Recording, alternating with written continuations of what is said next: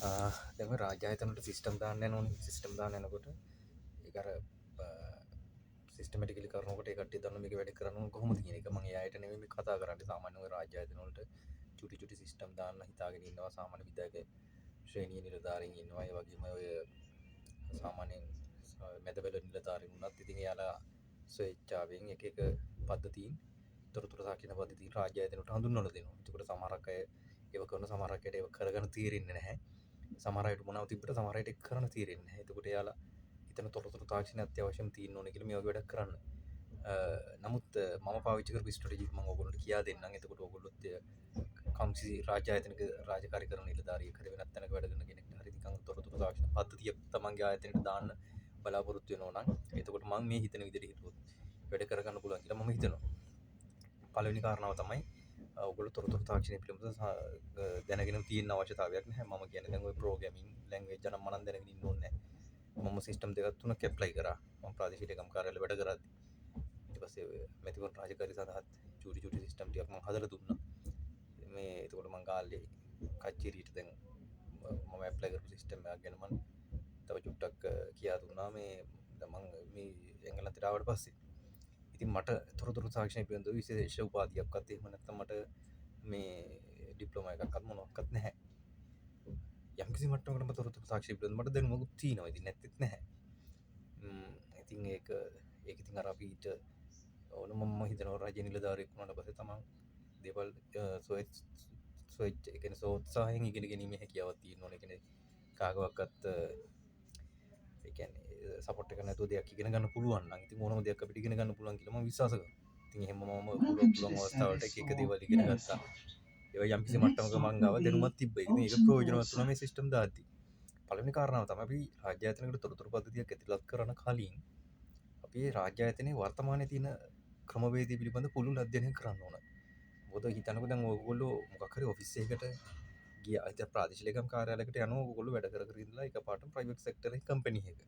එතකොට private sector එකේ company එක ඇතුලේ හොඳට තියෙනවා මේ සොෆිස්ටිකේටඩ් ටෙක්නොලොජිස් තියෙනවා. ඒ මේ කියන්නේ එන්ටර්ප්‍රයිස් මැනේජ්මන්ට් සිස්ටම් මනම් ඔක්කොම තියෙනවා. ඔක්කොම ඔන්ලයින් කරනවා. ඉතින් කම්පියුටර් එකෙන් අප්රූව් කරනවා නම් මනම් ඔක්කොම කරනකොට ඉතින් ඕගොල්ලෝ ගිහිල්ලා එකපාරටම මේ රජ ආයතනයක වැඩ කරද්දී ඕගොල්ලෝ නිකන් මහ පිස්සුවක් කියලා පේනවා. එහෙම ගිහිල්ලා ඔයගොල්ලෝ මාසයක් දෙකක් ඇතුළත මේ ආයතනයේ සිස්ටම් එකක් දාන්න ගියොත් එහෙම ඔයගොල්ලෝ ගොඩක් රට සාර්ථක වෙන එක නැහැ. මොකද එහෙම අපිට එකපාරටම ගිහිල්ලා පබ්ලික් සෙක්ටර් එකේ සිස්ටම් ඇප්ලයි කරන්න බෑ. ඉතින් ඒකට ප්‍රධාන හේතුව තමයි ගොඩක් ඔය රාජ්‍ය ආයතන වල තියෙන දැන්ට තියෙන ඔය මේ මැනුවල් සිස්ටම් ටික මැනුවලි කරන්න වෙලා තියෙන්නේ ඒ දේවල් එක්ක බැඳිච්ච නීති පද්ධතීන් එක්ක. එතකොට මේ නීති පද්ධතීන් වෙනස් කරන්න නැතුව සමහර දේවල් අපිට අයින් කරන්න බෑ. සමහරක් වෙලාවට සමහර දේවල් සඳහා අපිට ඩොකියුමන්ට් පාවිච්චි කරන්න හම්බ වෙනවා. ඉතින් ඒකෙන්ද එකපාරටම අපිට ඒක සිස්ටම් එකක් දාන්න බෑ. හැබැයි දාන්න බැරි කියලා බැරිකමකුත් නැහැ. ඔය නීති පද්ධති මොනව තිබ්බත් ඔය නීති පද්ධතීන් අතරින් අපිට IT සිස්ටම් එකක් ඕකට ඇප්ලයි කරන්න බැරිකමකුත් නැහැ. ඉතින් ඒක හින්දා පළවෙනි කාරණාව තමයි අපි දෙයක් අලුතෙන් ගිහලා ආයතනයකට හඳුන්වලා දෙනකොට ඒ ආයතනයේ පිරිස ඒක පිළිගැනීම සඳහා සූදානම් වෙනවා. ඕගොල්ලෝ එකපාරටම ගිහිල්ලා අලුතෙන්ම නම් ගිහිල්ලා එතනට දෙයක් දාන්න හදන්නේ. ඒකට සමහරක් වෙලාවට එතන කාලයක් තිස්සේ අවුරුදු 10ක් 20ක් විතර වැඩ කරපු මිනිස්සු ඒක පිළිගැනීමට මැලි වෙනවා. ඒක මටත් උනා. ඒක ඕනම තැනක සිද්ධ වෙන්න පුළුවන් දෙයක්. ඒකට එයාලා කැමති නැහැ එකපාරටම දේවල් වෙනස් වෙනකොට. වෙනස් කරන්න කැමතිත් නැහැ. මොකද ඔය තොරතුරු පද්ධතියක් ඇතුළත් කිරීමත් එක්කම ඒකත් ඇතුලේ ගොඩක් ඔය සිදුවෙන වංචාවල් මිනිස්සුන්ට කම්මැලිකමට පැත්තකට වංචාවල් නෙමෙයි ගොඩක් වෙලාට තියෙනවා. මම ওই වංචාවල් කියන කාරණාව නම් එච්චර එකක වෙන්නේ නැහැ රාජ්‍ය ආයතන වල. ඔය කලාතුරකින් මිනිස්සුෙක් දෙන්නෙක් ඔය දූෂණය කරකම් එකක් කරාට ගොඩක්ම තියෙන්නේ වංචාව නෙමෙයි. ඉතින් ගොඩක් වෙලාට තියෙන්නේ මිනිස්සු අර කාලේ කාදැවීමක් තියෙනවා. අර පරණ සිස්ටම් එකත් එක්ක ඉන්නකොට ඒ කට්ටියට හරි ලේසි. ඒ කියන්නේ වැඩ කල් දදා කාලේ නාස්ති කර කර ඉන්නේ. එතකොට අර මැනුවල් සිස්ටම් එකක් තියෙනකොට අපිට මේ මිනිහෙක් කොච්චර ප්‍රමාණයක් දවසට වැඩ කරනවද කියන එක අපිට මෙෂර් කරන්න බෑ. ඉතින් අර වගේ සිස්ටම් වෙනවා. ඒ කියන්නේ IT සිස්ටම් මෙහෙම ඇප්ලයි කරගෙන යනකොට අපිට එක එක්කෙනා කොච්චර රාජකාරී ප්‍රමාණයක් කරනවද කියන අපිට මෙෂර් කරන්න පුළුවන්. ඉතින් ඒ වගේ දේවල් වෙන හින්දා ගොඩක් අර ට්‍රාන්ස්පරන්සි එක වැඩි වෙන හින්දා ඉතින් සමහරව කැමති නැහැ. ඉතින් ඒ වගේ සිස්ටම් දානකොට ඉතින් සමහරව ඉතින් මොනම හේතුවක් ගන්න නැතුව හැම දෙයකම වෙනස් මේ කිසිම එකඟතාවයක් පළ කරන්නේ නැතුව පැත්තකට ඉන්න. ඉතින් ඒකින්ද ඔන්න වගේ ප්‍රශ්න තියෙන හින්දා අපිට ආයතනයකට එකපාරටම ගිහුව ගමන්ම සිස්ටම් එකක් දාන්න බැරි වෙනවා. පළවෙනි කාරණාව තමයි තමන් ඉන්න තනතුර මොකක්ද කියන එක බලපානවා. උදාහරණයකට ඔයගොල්ලෝ ආයතනයක 3 වෙනි 4 වෙනි මට්ටමේ ඉන්නවා නම් ඉතින් ඔයගොල්ලන්ට ගොඩක් වෙලාට ගිහිල්ලා එකපාරටම සිස්ටම් එකක් ඇප්ලයි කරන්න බෑ. මොකද ඉහළ නිලධාරීන් ඒ සඳහා එකඟ වෙන්න ඕන. මොකද ඔයාට බලතලයක් නැහැ නේ ක්‍රියාත්මක කරන්න. ප්‍රාදේශීය ලේකම් කාර්යාලයකදී කන්ටෙක්ස්ට් එක වෙනස්. මොකද සහකාර ප්‍රාදේශීය ලේකම් කෙනෙක් නම් මේ සිස්ටම් එක ඇප්ලයි කරන්න යන්නේ ඊට උඩින් ඉන්න ප්‍රාදේශීය ලේකම්වරයා විතරයි. ඉතින් ඒ ප්‍රාදේශීය ලේකම්වරයා ඒ සඳහා එකඟතාවය පළ කරනවා නම් අපිට පුළුවන් අලුතෙන් සිස්ටම් දාන්න. ප්‍රාදේශීය ලේකම් කාර්යාලවලින් ගොඩක් ප්‍රාදේශීය ලේකම්වරු ඉතින් නව්‍යකරණය සඳහා කැමැත්තක් දක්වන හින්දා ඒ සඳහා අවශ්‍යතාවයකුත් තියෙන හින්දා යාලා සාමාන්‍යයෙන් ඉතින් මේ වගේ දෙයක් දානකොට ඒකට සපෝට් එකක් දෙනවා. නමුත් අර අපි හිතමු වෙනින් ආයතනයකට ගිහිල්ලා ඉතින් අපිට වැඩි ඉහළ නිලධාරීන් 10ක් 15ක් විතර උඩින් ඉන්නවා නම් ඉතින් අපිට එතකොටත් ගිහිල්ලා පොඩ්ඩක් එකපාරටම සිස්ටම් එකක් දාන්නත් බැරි වෙනවා. ඉතින් ඒකට අපිට ස්ට්‍රැටජික් අප්‍රෝච් එකකට යන්න වෙනවා. අපි එතකොට කාලයක් තිස්සේ ගිහින් පළවෙනි කාරණාව තමයි ඕනම තැනකට ගිහිල්ලා මගේ ඇඩ්වයිස් එක නම් තියෙනවා ආයතනයේ ප්‍රධානිය වුණා. පළවෙනි එකම තමයි ඔයගොල්ලෝ අවුරුද්දක් එකමාරක්වත් තියෙන එක්සිස්ටිං සිස්ටම් එක ස්ටඩි කරන්න ඕනේ. දැන් ඔයාගේ ගියහලා ඔයාට බලාපොරොත්තුවක් තියෙනවා ආයතනයකට ගියපු ගමන් මම මේකට IT සිස්ටම් දානවා කියලා. ඔය ගියපු ගමන් හින්දා හොඳම දේ තමයි තමන් නිකම ඩේලි රූටින් ටික කරන්නේ නැතුව දෛනික තමන්ගේ රාජකාරී කටයුතු ටික විතරක් කරන්නේ නැතුව ඒක සිස්ටම් එකේ තියෙන ප්‍රොසෙස් එක ස්ටඩි කරන්න ඕනේ.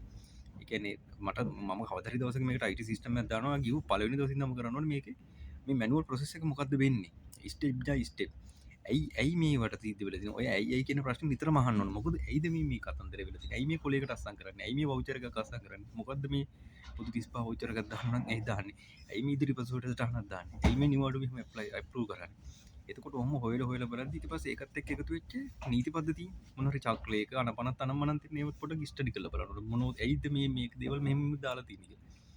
එතකොට මේ හොඳට ස්ටඩි කරාට පස්සේ ඔයාලට යම්කිසි අවබෝධයක් එනවා හරි අපි තුමුකෝ දැන් ගහක් කපන්න පර්මිට් එකක් දානවා කියලා. ගහක් කපන්න පර්මිට් එකක් දානවා අපිට ස්ටේජස් යනවා කීපයකට යනවා. එහෙම නැත්නම් අපි ඉඩමකට අනුමැතියක් දෙනවා කියලා කියන්නකෝ.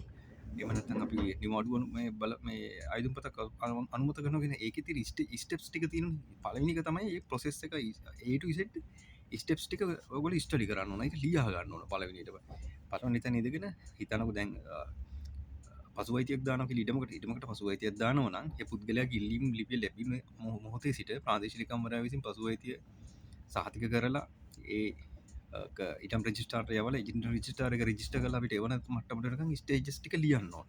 ලියලා හොඳට ස්ටඩි කරන්න. ඒකේ ප්‍රොසෙස් එකේ මොනවද මේකේ තියෙන පියවර කවුද මේ සඳහා සම්බන්ධ වෙන්නේ? අපි ඩිපාර්ට්මන්ට් කීයක් මේකත් එක්ක සම්බන්ධ වෙනවද? අපි හිතමුකෝ දැන් ගමන් විදන් වෝචරයක් අනුමත කරනවා නම් එතකොට ඒකට කීයක් කී දෙනෙක් සම්බන්ධ වෙනවද? ඒක ඇඩ්මින් එකෙන් සිද්ධ වෙනවා, account branch එකෙන් සිද්ධ වෙනවා, සමහරකට planning එකෙන් recommendation එකක් එනවා. ඉතින් ඒ වගේ සමහරකට වෙනත් ආයතන සම්බන්ධ වෙනවා. ඉතින් ඒකින්ද ආයතන කීපයක් සම්බන්ධ වෙනවා. එතකොට ඒ ගැන ඔයගොල්ලෝ ස්ටඩි කරන්න ඕනේ. ඒක ස්ටඩි කරලා බලන්න ඕන තමන්ගේ පපුසරිය. තමන්ගේ කියන්නේ ඉතින් මේ දැන් ඔයා ඇඩ්මින් එක ගැන වැඩ කරන්නේ. ඔයාට ගොඩක් ඉක්මනටම චේන්ජ් කරන්න පුළුවන් ඇඩ්මින් එකේ තියෙන වැඩ ටික විතරයි. සමහරකට කවුන්ටර් නෝකට එකඟ වෙන්නේ නැති වෙන්න පුළුවන්. එතකොට කවුන්ටර්ගේ සිස්ටම් චේන්ජ් කරගෙන ඇඩ්මින් සිස්ටම් චේන්ජ් කරගෙන යන ප්‍රොසෙස් එකකට නම් ඔයා සිස්ටම් චේන්ජ් කරන්න හදන්නේ. එතකොට එතන පොඩ්ඩක් ෆේල් වෙන්න තියෙන chance එක වැඩි. මොකද සාමාන්‍යයෙන් ඔෆිස් එකට ගිහලා මාක් කරේ අලුතෙන් වැඩක් කරනකොට මේ මනුස්සයා මහ පඩත්තලේ මහ පඬිතෙක් උගේ නිකන් ඔළුව ඉදිවිල වැඩි නිකන් ඌ මෙතන ලකුණු දා ගන්න හදරම ඌ හදන්නේ මේ අනිත් පිට වැඩි උටින් ගිහිල්ලා ජීයට ගිහලා ලකුණු දා ගන්න සෙක්‍රටරියට ගිහලා ලකුණු දා ගන්න මම කවදාරි දවසක මට කලින් සෙක්‍රටරි පෝස්ට් එකක් ගන්න හදනවා. ඉතින් ඒ වගේ නිකන් මහ ගොබ් අදහස් ටිකක් තියෙන හින්දා ඔය SLS කට්ටිය ඇතුළු වුණා. ඉතින් ඔය වගේ වැඩක් කරන්න ගියාට පස්සේ බකට් හදනවා. ඉතින් පළවෙනි කාරණාව තමයි දැන් අපි කරන්නේ සත්භාවයෙන් නම් වැඩක්. මම නම් සිස්ටම් එකක් දානවලු මම බලාපොරොත්තු වෙච්ච පළවෙනි කාරණාව තමයි මට ලීසි කරගන්න එක. ඒ සහ රටට මොකක් හරි සපෝට් එකක් දෙන එක. මට වැඩක් නැහැ මිනිස්සු මොනවා කිව්වද. බැන්නක් කමන්නේ අරකක් කමන්නේ මේකක් කමන්නේ මට පුළුවන් මට ඕන මම දෙයක් කරනවා කියන මම අදහසින් තමයි මොනක් කරේ. ඉතින් ඔයගොල්ලොත් එහෙම කරන්න. එතකොට ගැටලුවක් නැහැ. ක්‍රෙඩිට් බලාපොරොත්තු වෙන්න නැපා දෙයක් කරන්න ඊට පස්සේ ඉතින් අපිට රටට මොනවද දෙයක් කරන්න පුළුවන් නේද කියලා. එහෙම කරන්න. ඉතින් ඒතෙන්දී අපිට හරි ලේසිම දේ තමයි අපි හිතමුකෝ දැන් ඔය ඇඩ්මින් එක ගැන වැඩ කරන්නේ. ඇඩ්මින් එක ඇතුළේ විතරක් යන ප්‍රොසෙස් එක මොකක්ද කියන එක ඉස්සෙල්ලා ස්ටඩි කරලා බලන්න. මේක පටන් ගන්නෙත් ඇඩ්මින් එකේ මේක ඉවර කරන්නේ ඇඩ්මින් එකේ. එතකොට හිතන්නකෝ දැන් ඔයා නම් එතන අනුමත කරන බලධාරියා ඒ වාට ඉහළ තනතුරු වලට යන්නෙත් නැත්නම් ඒකනේ හරි ලීසි එතනට සිස්ටම් එකක් ඇප්ලයි කරන්න. දැන් ඔයාගේ මේ ප්‍රොසෙස් එක තුළ එක තැනකට යනවා නම් ඒ ලියුම GA ගාව. එහෙම නැත්නම් ඒ දේ යනවා ඉඩම් කෝසාරිස් එකට. එහෙම නැත්නම් ප්‍රාදේශීය සභාවේ මොකක් හරි රෙකමෙන්ඩේෂන් එකක් තුනන. එතකොට එතෙන් අපිට සිස්ටම් එකක් ඉම්ප්ලිමන්ට් කරන්න ඒ බාහිර හිතන සම්බන්ධ වෙන ඒ වගේ සිස්ටම් නැහැනේ. එතකොට ඒ සිස්ටම් ඒවන් නැත්නම් අපිට ඒ වගේ තැනකට මොකක් හරි IT සිස්ටම් එකක් දාන්න ගියට පස්සේ ටිකක් අමාරුයි. ඒකද ඒ වගේ ඒවා ඔමිට් කරලා පැත්තකට දාලා අපේ පපසරිය කරන්න පුළුවන් සරලම දේ මොකක්ද? ඒවා ටික අඳුරගෙන ඒකට තමයි සිස්ටම් එකක් දාන්න පටන් ගන්න ඕනේ. ඊළඟ දෙවෙනි කාරණය දෙවෙනි බලන්න ඕනේ. දැන් අපිට එක්සිස්ටිං සිස්ටම් එකක් තියෙනවා. අපි සිස්ටම් එකක් ඇප්ලයි කරන්න හදනවා. එහෙමනම් අපි දැන් මෙතන අරමුණක් තියෙනවා. මොකද්ද? මේ තොරතුරු තාක්ෂණ පද්ධතියක් අපි දාලා ඒක යම්කිසි පැවිදිච්ච ක්‍රමයට වැඩිය අලුතින් දාන ක්‍රමයේ මොනවා හරි වාස් ටිකක් තියෙනවා. එක්ක අපේ කාලය ඉතුරු කර ගන්න පුළුවන් වෙනවා. එහෙම නැත්නම් අපේ රිසෝසස් එහෙම කියලා කියන්නේ අපේ සම්පත් ඉතුරු කරගන්න පුළුවන් වෙනවා. එහෙම නැත්නම් මූල්‍යම ප්‍රතිලාභයක් අපිට තියෙනවා. එතකොට ඒ වගේ ප්‍රතිලාභයක් තියෙනවා නම් විතරක් තියෙනවද කියන එක බලන්න ඕනේ අපි සිස්ටම් එක වෙනස් කරලා පස්සේ. එහෙම තියෙනවා නම් විතරක් තමයි අපි ඉතල දාන්න ඕනේ. දැන් අපි දාන සිස්ටම් එකත් එක්ක අපිට තව කොස්ට් එකක් වැඩි වෙනවා. අපිට කරන්න තියෙන වැඩ ප්‍රමාණයත් වැඩි වෙනවා.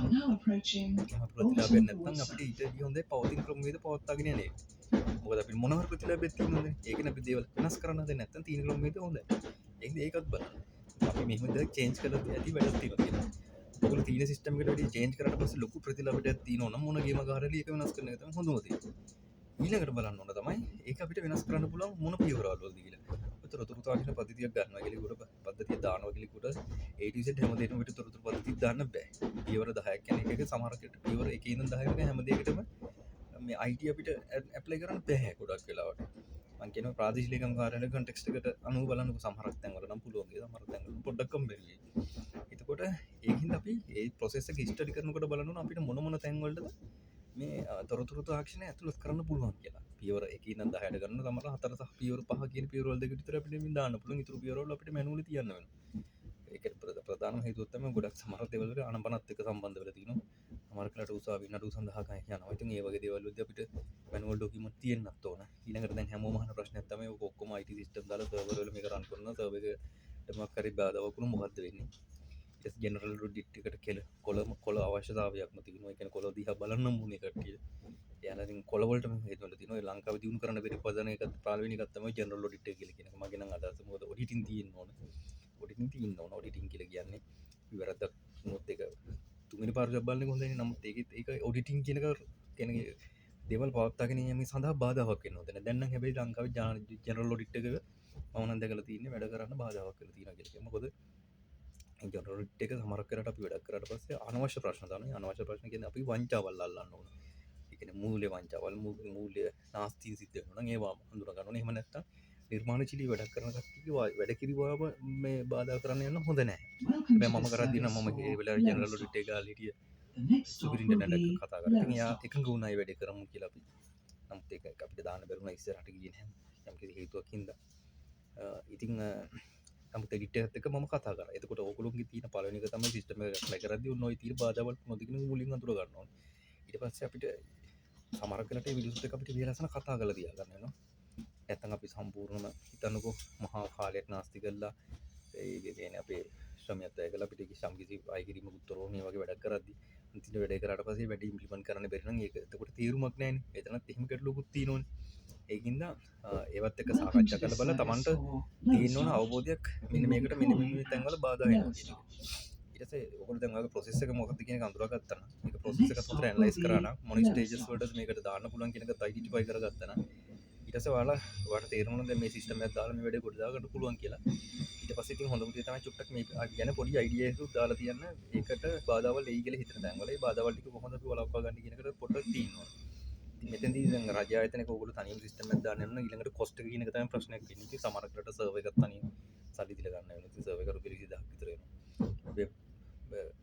වෙබ්සයිට් එක සමහරකට ගන්න වෙනවා. ඉතින් ඊළඟට ওই දෙකම ගියට පස්සේ ඊළඟට ඕගොල්ලෝ තියෙන ඊළඟ තමයි මේ වැඩේට IT knowledge ඕගොල්ලෝ නැත්නම් IT knowledge එක තියෙන IT officers ලා ටිකක් අල්ල ගන්නවා. දැන් IT officers ලා ඉන්නවනේ. ප්‍රෝග්‍රෑමින් දන්න කට්ටියත් ඉන්නවා. හැබැයි ප්‍රශ්නේ තියෙන්නේ ওই කට්ටියට දැන් ඔයා ගිහිල්ලා ආයතන ප්‍රධානියෙක් ගිහලා කිව්වොත් මේ මල්ලි මෙන්න මෙහෙම කතන්දරේ මට මේ දවෝ ඉන්ටර්වල් වල සිස්ටම් එකක් දාලා දෙන්න කිව්වොත් ඒ මනිට ඒක කරගන්න බෑ. හරිද? මේක තමයි වැදගත්ම කාරණාව. අපි ගිහිල්ලා IT කරන පොල්ලකට ගිහලා කිව්වොත් මෙන්න මේක මචං මල්ලි කරලා දාපන් කියලා උට කරන්න බෑ. මොකද මේ සිස්ටම් එක අපි මේක ස්ටඩි කරලා නැහැනේ. තේරුණාද? ඒකින්ද අපිට පුළුවන් වෙන්න ඕන මේ ඒ මනුස්සයව ගයිඩ් කරන්න. ඒකට බ්ලූ ප්‍රින්ට් එකක් අඳින්න ඕන. මම කෝච්චෙන් බහින දෙවෙනි වීඩියෝ එකේ මම ඊටු කැල්ල මම කියන්නම් ඕගොල්ලන්ට.